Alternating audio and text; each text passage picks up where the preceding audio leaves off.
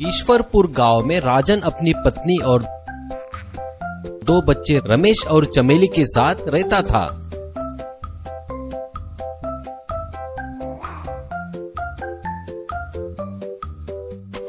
राजन का खेत highway road के बाजू में था। राजन और रमेश रोज खेती में बड़ी मेहनत से काम करते थे।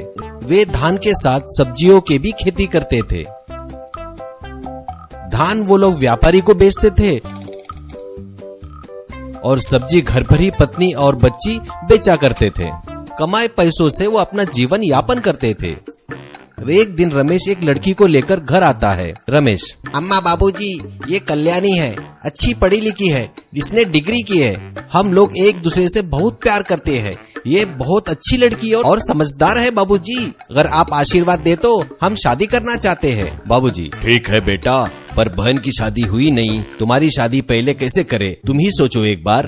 कल्याणी, बाबूजी, मेरे घर वालों को रमेश से शादी करना बिल्कुल पसंद नहीं है, इसलिए मेरा रिश्ता किसी और के साथ करना चाहते हैं। हम ज्यादा दिन रुक नहीं सकते। मैं मर जाऊंगी, लेकिन रमेश के अलावा किसी और से शादी नहीं करूंगी, ऐसा उसने कहा। राजन, ठीक है बेटा, तुम्हारी शादी की जिम्मेदारी अब मेरी है, बस तुम ऐसा वैसा कुछ मत करना। यह सुनकर सब खुश हो गए। ऐसे में रमेश और कल्याणी की शादी भी हो गई। घर वालों को कल्याणी बहुत समझदार लड़की है, ये समझने में ज्यादा वक्त नहीं लगा।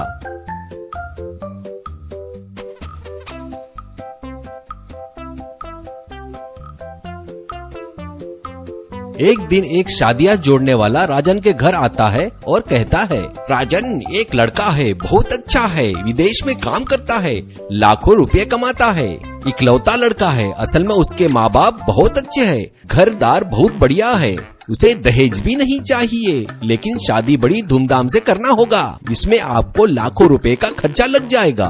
अगर आप बोले तो मैं उनसे बात करता हूँ। लाखों की बात सुनकर सब लोग सोच में पड़ गए। तब कल्याणी बोली, ठीक है अंकल जी, हमें रिश्ता मंजूर है समझो, लेकिन शादी के लिए हमें कम से कम 6 महीने का समय चाहिए, ऐसा उन लोगों को बोल दीजिएगा। सभी घर वाले ये सुनकर उसकी ओर आश्चर्य से देखने लगे। अंकल, ठीक है बेटा, उन लोगों की भी हाँ समझो, क्योंकि तब तक लड़के को भी वहाँ विदेश में छुट्टियाँ मिल जाएगी। यह बात करके वो वहाँ से चला गया। रमेश, अरे कल्याणी, हम इतने जल्दी समय में कैसे अरेंज करेंगे, अपने पास तो पैसा भी नहीं है, फिर कहाँ से इतना पैसा लाएंगे हम लोग। कल्याणी, अजी, इसलिए तो मैंने 6 महीने का समय मांगा है। माँ, 6 महीने में लाखों रुपए कैसे कमाएंगे, हमसे यह मुमकिन है क्या। कल्याणी, अगर हमने ठान लिया तो सब कुछ मुमकिन है। अपनी जगह हाईवे रोड पे लगी हुई है, एक बम्बू रिसोर्ट ढाबा लगाते हैं, उसमें हम जो सब्जी उगाते हैं ना, वो वहीं पे इस्तेमाल करेंगे, क्योंकि हाईवे पर दूसरा कोई होटल वगैरह है ही नहीं। हम अपने पास लोगों की जरूरत का हर सामान रखेंगे। हम वहाँ ढाबे के साथ में रिसोर्ट भी बनाएंगे, आमदनी डबल करेंगे। ये देख सभी लोग चौंक गए और सोचने लगे, क्या दिमाग है बहू का। फिर क्या था, पूरा परिवार लग गया काम में। सभी लोगों ने मिलकर बाम्बू रिसोर्ट ढाबा बनाया। उसका नाम रखा सास बहू रिसोर्ट ढाबा। कुछ ही समय में ढाबा रिसोर्ट बहुत फेमस हो गया।